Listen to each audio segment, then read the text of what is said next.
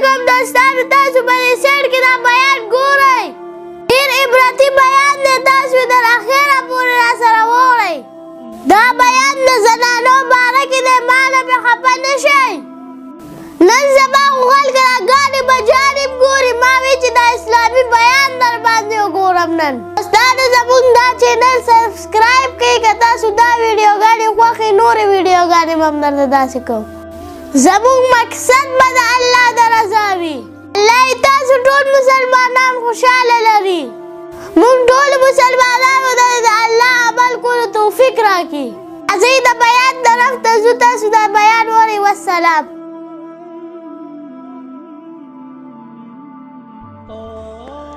په هغې زنانم لعنت ورېږي چې بلې له خالق دي، خال کیښودونکي او خال لګونکي په دواړو د الله لعنت ورېږي.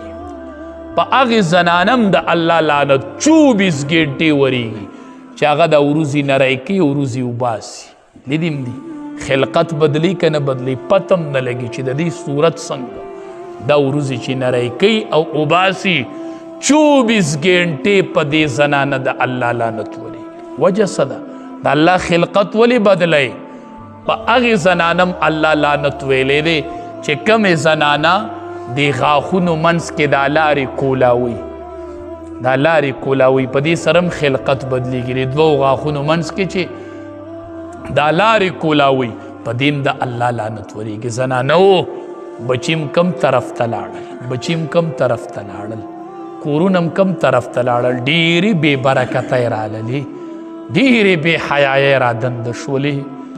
ډېر کورونو نه د امن او د سکون ژوند ووته، امن او د سکون ژوند ووته.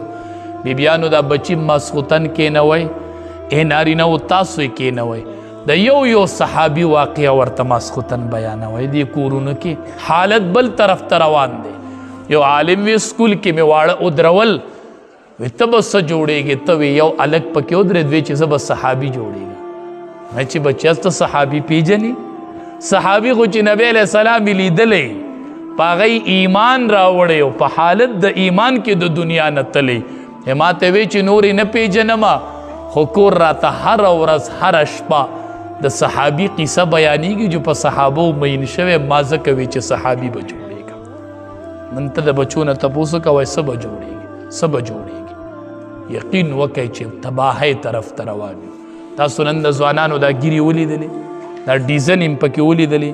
قسم په الله چې یریږم یریږم هم دا کور رړتو نشي چې په کم کور کې داسې ځواني.